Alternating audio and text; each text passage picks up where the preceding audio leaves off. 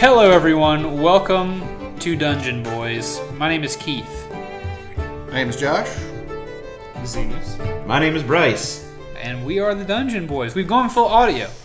I'm now looking at Bryce and Zenas. You can't see me doing it, but I am. Well, you were doing that at the beginning. Well, yeah, excuse me. I'm now sitting across from them I directly. can look at everybody at this table except Bryce. Bryce and I are still in the same basic positions. He's to my left. I am on the farthest right.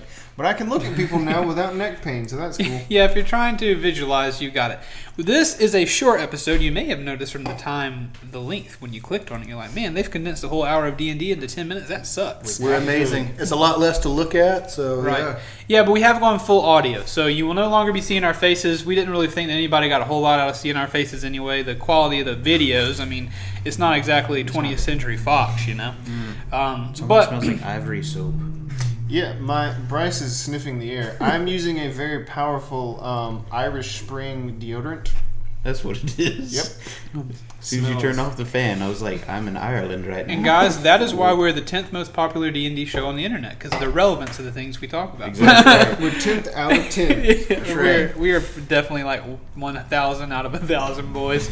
But we're moving up. But anyway, we've gone full audio, so be sure to listen. If you're on iTunes, leave us a review or something. Let us know how we're doing.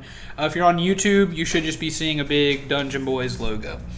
Which we feel is adequate for our purposes. that's actually what we look like. Yeah, for what we're doing here today, we're doing a little recap episode. We've been in 10 episodes. One thing about D&D shows that I find almost a little bit frustrating at times is whenever I encounter one and they're real deep in the game. You know, they're like 100 episodes in or whatever, and I want to get up to date. So I would, and a lot of times I can't.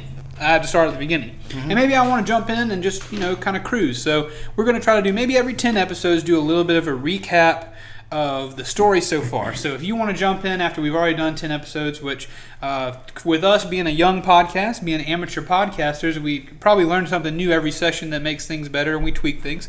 So if you don't want to go back and listen to all the beginning ones, you don't have to. You can jump in right here and learn the story so far. For the full story, we would greatly appreciate if you would go back and listen to the first 10 Of course. episodes. I would love if you go and download those and share them with your friends, and that would be absolutely fantastic. So the story so far, we are in the world of Medine, which is a world characterized by an oligarchy, a rule of a high council of 10 that are all wizards, and they see things, the way they see the world is that people who can't do magic and people who are poor have nothing to offer. So the poor and the magicless are pretty much animals to be slaughtered or to be sent off to work in camps, and the people who are wealthy and can do magic, which usually go hand in hand in this world, the magic users are seen as the more powerful people, and they are favored, and they are there's some dastardly things going on. One of the biggest dastardly things right now is things called the Cullings, where the orc army, which is created by the High Council, comes around to towns and settlements. What's going on? Taking off my shoes. Okay, getting comfortable here, people. Getting comfortable. It's a cozy vibe up in this piece. That's right. But the orc army is going around culling people. They'll go to settlements every couple weeks or every week or so, and they'll pick a few people out of that, just at random, out of that civilization, out of that town, and take them to a work camp. Or the characters really don't know exactly what happens to these people once they're culled. But there's suspicions that they're maybe even executed, or they maybe just put in work camps or whatever. I don't know if I'm going to be able to record this podcast looking at the two mischievous characters on the other side of the table. No, my feet smell I think so Zenas bad. has decided that the shoes were the better option. Yeah, that's probably Put those true. back on. Hey, thank goodness smell-o-vision is not a thing.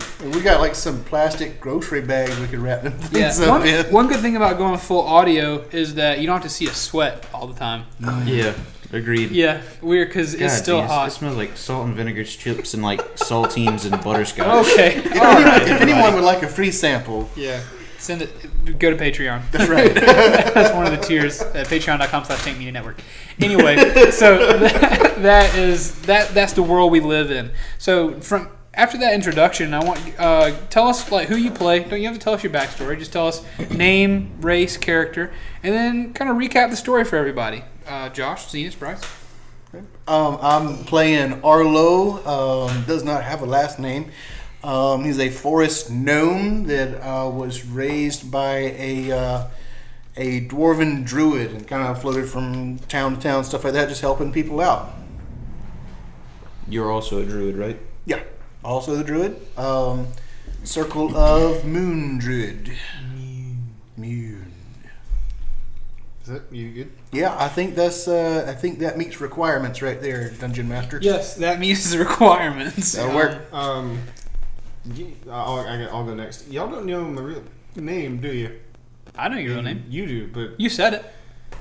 You don't use it a lot. no, I've said it, but not to these two. Dungeon Master God knows. I know, but not. You said it when Hey, we you were said it in when you the introduced office. your character. No, I mean he hasn't said it in the presence of our characters. Yeah. Or that's what he's saying, but he Yeah. has. Yeah. When we were in the office of that dude who was telling us to go to the constable's house, Okay. he asked you what your name was, and you said Grim, but I go by Thaddeus. Or I go by Grim, but my name's Thaddeus Baker. Okay. All right. Yeah. Okay. Because he was asking about the bakers. No, it was the constable. The constable was asking about the bakers, but I think I did say it to that guy. Anyway, There you go. I play Thaddeus Grim, air quotation marks, Baker. You have to spell out air quotation marks. Right. That's part of it. Those are also in air God, quotes. y'all are a bunch of jokesters tonight, huh? He's Bunch of jokesters. Grim is a grave cleric, fallen Aasimar technically, but those don't really exist in Keith's world. So I am a quote unquote human. It's a homebrew world. Dennis is going to find out about himself, guys. It's a tale of discovery. We're me. all going to find out Yeah. Yeah. Eventually. Yeah. if we're good.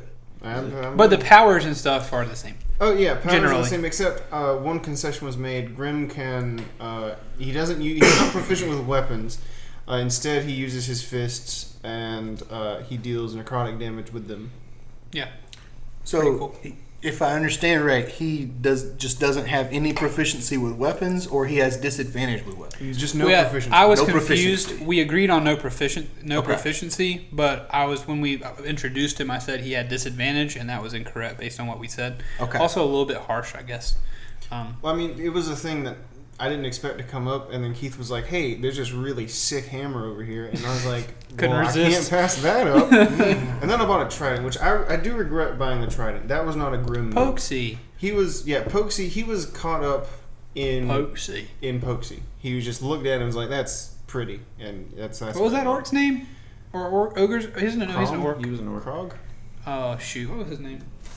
Krog, Crumstrong. Krong. Krong. Krong. Krong. That's Yes, it. Yep. Krong. It's Krong strong. Yeah, that's his slogan. Was Krong strong? That's right. But yeah, that was his tactic, man. Pokesy. Yeah. That's How all do I you had to how do say, you turn down a Pokesy. weapon Well, with I a mean, name? It's not even enchanted. It's He gonna got be you. real too.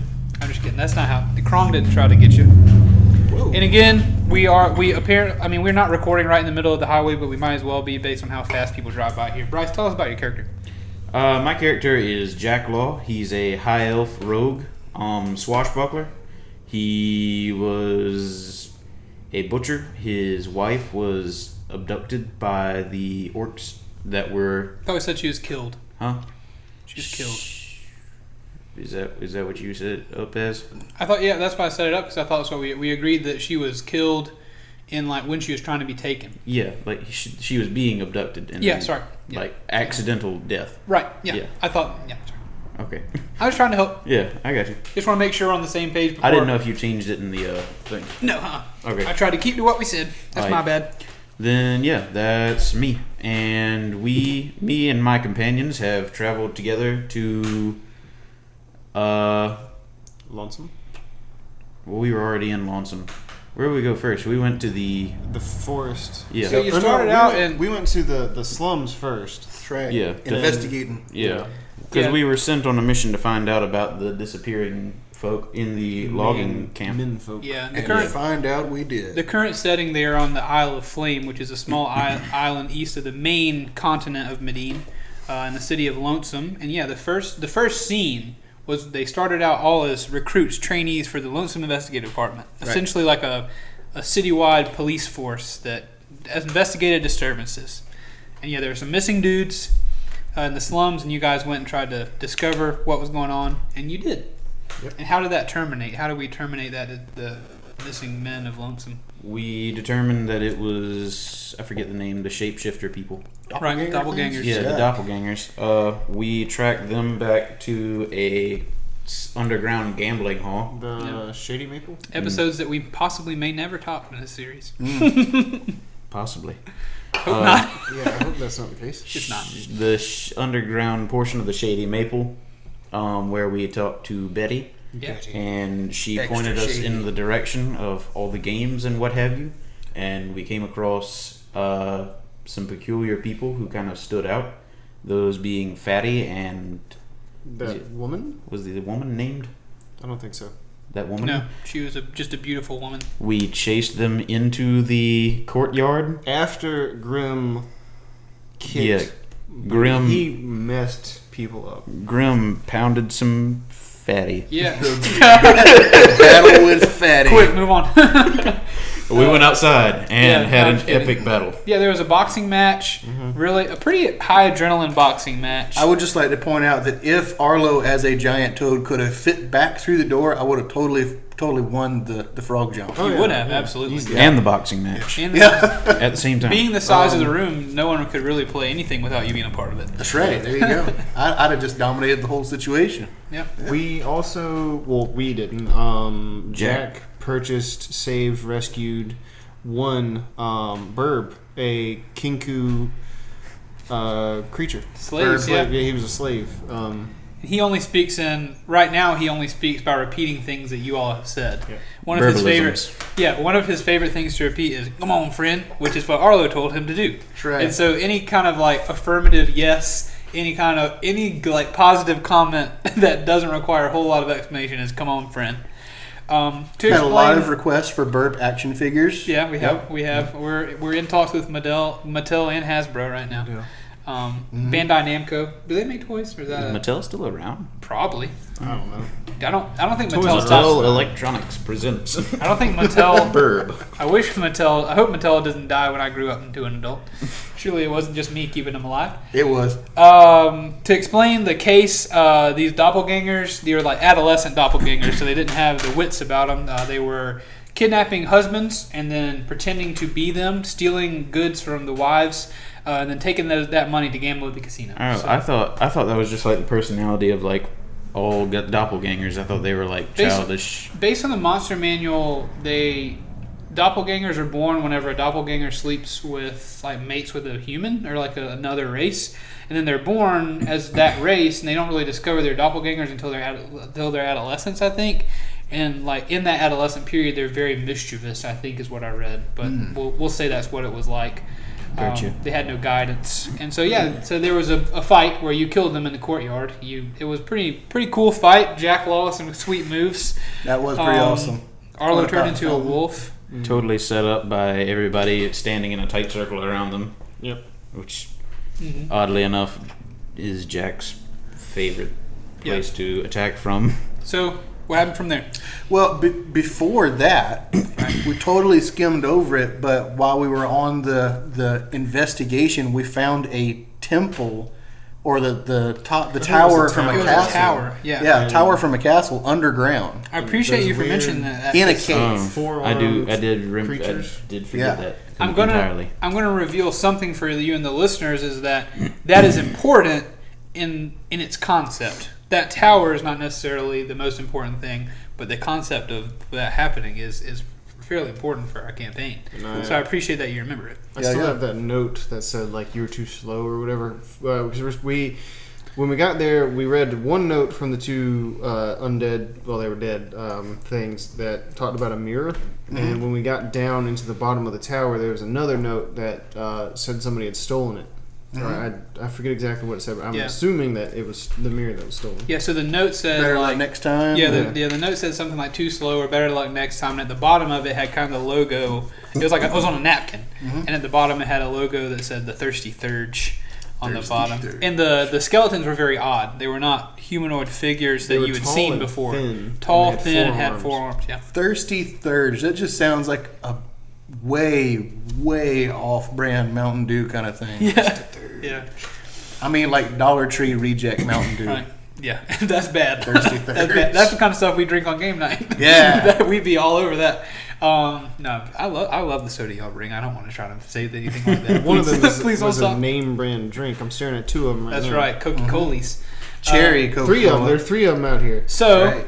We're not sponsored. Fuel of choice. Yeah, we're not sponsored. Coke, if you want to hear your name on this podcast, you better throw us some money. That's all I got to say. Also, Every probably other Mattel word, or at least Irish Spring. Or Out at of least Grim's mouth is If you work Coca-Cola. if you work for Coke, please listen. Yeah, it's like we describe. Grim walks into the party and he picks up an ice cold, refreshing Coca-Cola With his name on it. Yeah. Look, look, look, look. I love the taste of Coke. Just BBEG comes up. Hey man, I know you're evil, but you gotta love this Coke. Brings us all together. The whole campaign is a Coke ad. Yep. That's right. It's a Tide ad. All right, so you defeated the doppelgangers. You went and you stayed the night in the Lonesome Investigative Department barracks where you all slept. Yep. Burb stayed with you. Burb, you freed him, but Burb decided to stick around, Yeah. and he has stuck around. But the next morning, you were called into the director of the LID, Corgus Bach's office, and what did he have to say? He asked us a couple questions about the state of affairs in Medine, and then he explained to us that he was part of a secret organization and the We need Scales. to- What is it? Yeah, the Servants of the Service Scales. of SOS SOS. for short. We have to go foil the plots of the constabulatory. Yeah. Yeah, Right. that is our current goal. We're going to fight the mayor. What's his face? Ronald Witherbranch. Ronald. Not only that, the Servants of the Scale are kind of they're a secret organization that is doing their best to subvert the High Council. They're doing best to upend their attempts to what seemingly is to throw off balance in the world, which the history of this continent is that it is set up on the idea of balance, that everything has a place, and the High Council seems to be trying to throw that off. And so the Servants of the Scale are truly servants of balance. They want to right wrongs. Very cool. And we joined the Servants of the Scale. You did. Yep, we didn't need. We Got a cool little thing on the badge. from there did go to the constable's house, and through different means we have intruded, which in my opinion the burb scene with me very much topped my fight in the fountain that time. Oh yeah. Oh crap, we skipped the slave market? traders. Yeah, they're talking. I mean, Oh yeah, I that's thought about that. yeah. So they went to the market. You guys went shopping. The constable said, "Hey." Oh, also we didn't say why you're going to the manor. The constable said, "Hey, there's a very important family who is supposed to come visit me. They're very high up in the Servants of the Scale. They're very important, and they're supposed to come visit me, but they haven't made it. I'm concerned that the constable, who's been looking kind of wise to things that are going on, I'm concerned that they've been captured. So And- I need you guys to go get them."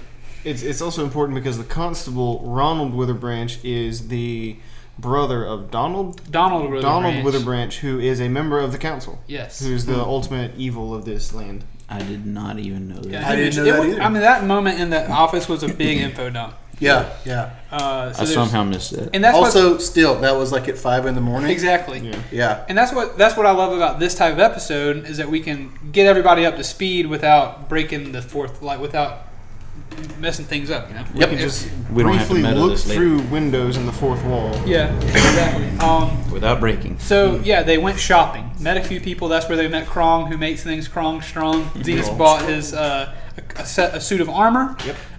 Plate, I believe. will not die so easily now.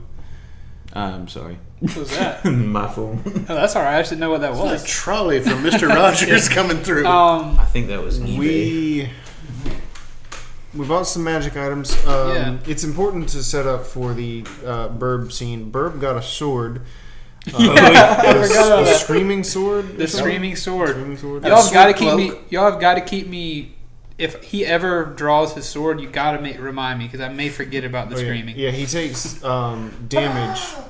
It deals extra damage, right? But he also takes damage. It deals some sound damage as well as sonic damage as well as he takes 1 sonic damage anytime he unsheathes it. Mm-hmm. I have it somewhere. Y'all keep going.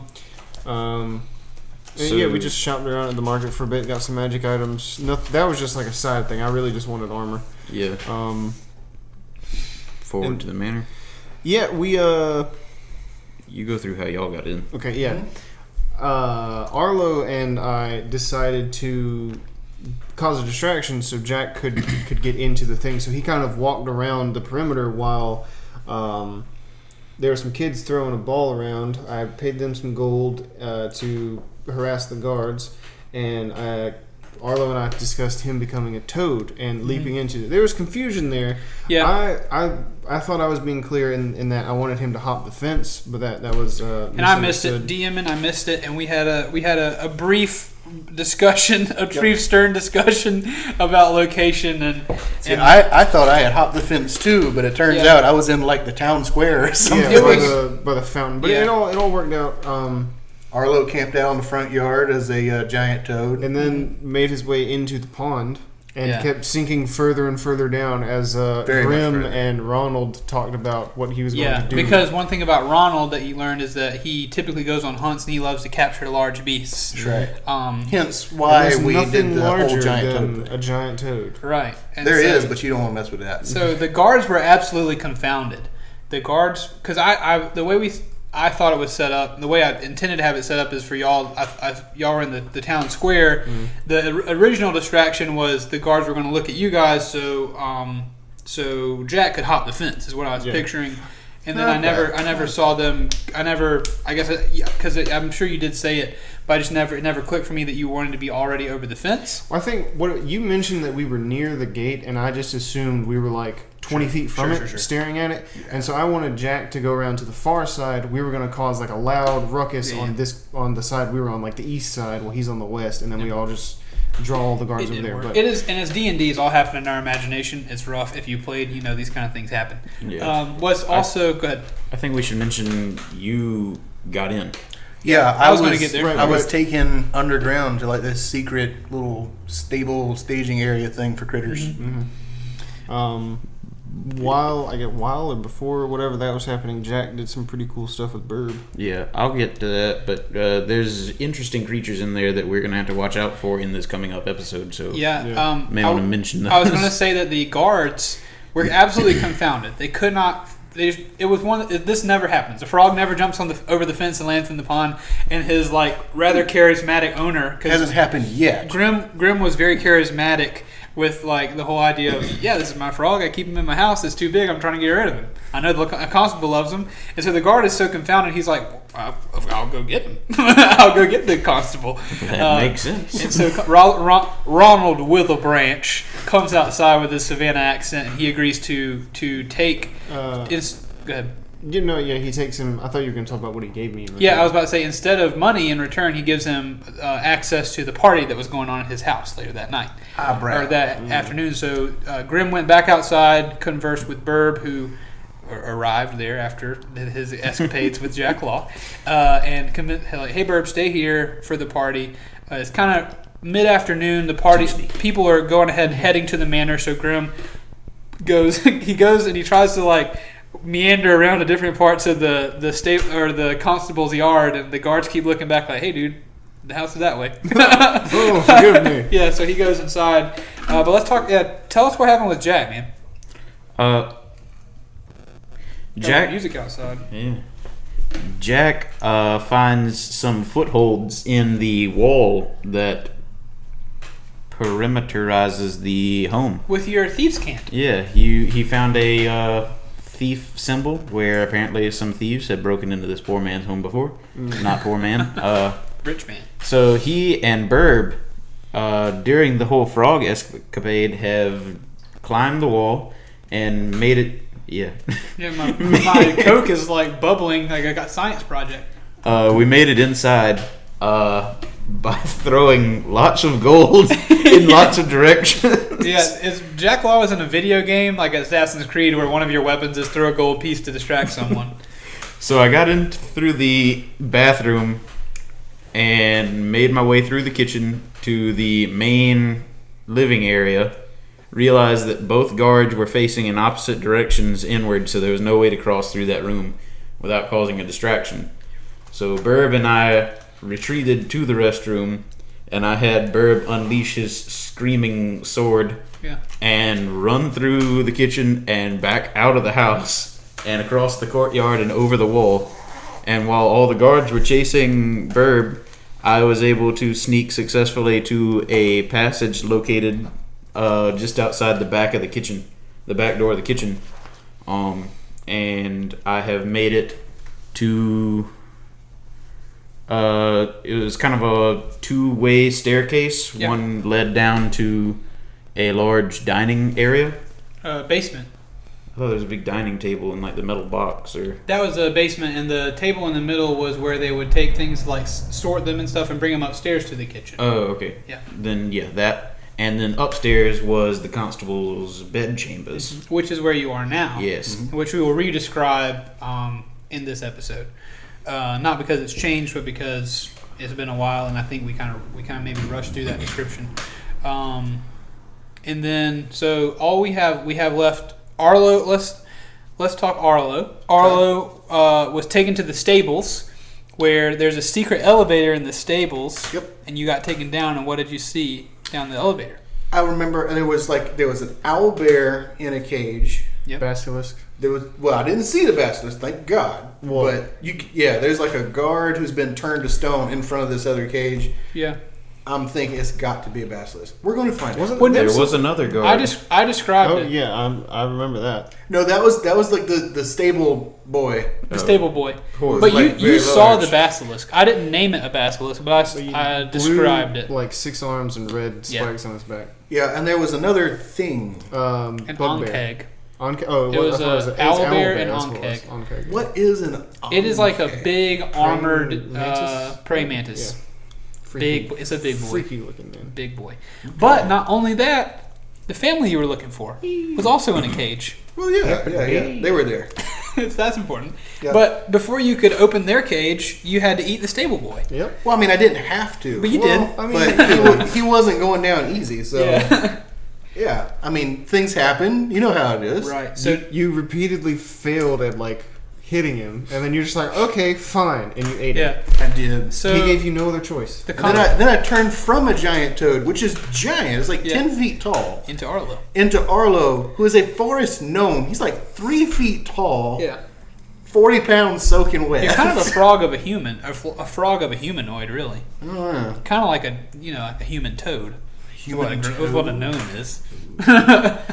So yeah, and then Arlo is trying to deactivate these switches and stuff on the wall. Yeah, and you do successfully. Cool. And the family comes out of the thing, and they're concerned that you just ate a person. The father is. Yeah, don't worry about that. Everyone, they're happy to be free, and your conversation is essentially like, "Hey, I'm from the LID," and I think they mentioned that they know Corgus or whatever. And I don't know if you mentioned that you are a servant of the scale, but I think you did. I think you did too. I think I'm fairly certain I did. But that's pretty much where your vaguely conversation ended Yep. with them, because we had to go to Grim, who was walking across the courtyard. He entered into the foyer and saw my father, who asked what I was doing there. yeah. So And that was the cliffhanger. cliffhanger was that Grim's father turned around, standing by a fireplace What are you doing here, next to boy? the door to the constable's study, and he turned around and said, "What are you doing here, son?" And that is where we left it. I really enjoyed this recap. Yeah, it was fun. I did too. That was nice. It's good to catch up. It's good to catch up. It's helpful to like Bryce didn't remember the thing about the whatever thing he didn't remember. I don't remember what I didn't remember. Donald? Oh, Donald, they're being they're being being related. brothers. And it helped me to kind of hone in on what you guys are thinking and where you good lord, the squeak. Wow. Where you guys are, our chair squeak, where you guys are at mentally and what we can hone in on.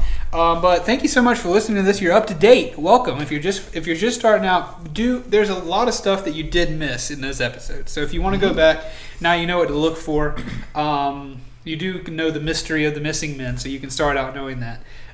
But come forward with us. Thank you for coming in. I want to bring up something. We are giving away a knife, not just any knife. It's Jack's knife that I've actually replicated. Made by Yeah. Jack. I've actually made the knife, and I thought of an idea. I've been keeping track of all the people that Jack has ended. I'm thinking that whoever wins it, I could engrave a kill count on Yeah. the blade, Right. if Oh, yeah. that would be something that the viewers would like. So what our goal is before we give away the knife, we want to reach 250 subscribers on our YouTube channel.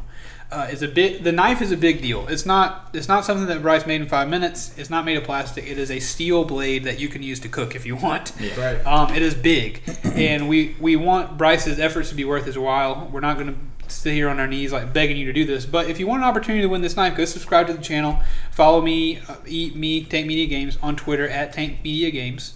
And that's all you really need to do right now until we hit that 250 subscriber mark. If you want it to happen sooner, spread the gospel, man. Yep. Spread the gospel of Tank Media Games. And if it's well received, we will continue doing giveaways. Yeah, if it's well received. Also, if you really want to, we'll double your chances. We will increase your odds by at least 100% on getting it if you leave us a review. If you leave us a review, you mention that cleaver, let us know. So leave a review, mention the cleaver, and tweet at us. Say, I left a review and I mentioned the cleaver, and we'll double your odds. But thank you for everything. Thank you for watching. We love you so much. We just love that you're here. I'm so excited about the game. We're actually going to play tonight. We've got plenty of time. We pretty much got an open-ended time slot tonight, as long as nobody falls asleep at the table. Yeah, every episode until now has been recorded in the very early morning. Between 4 a.m. and 10 a.m. is when we record those. So, Except for the special dad edition. right. Yep. So tonight is almost 8. We got plenty of time. Oh, yeah. So thank you so much for listening. We love you very much.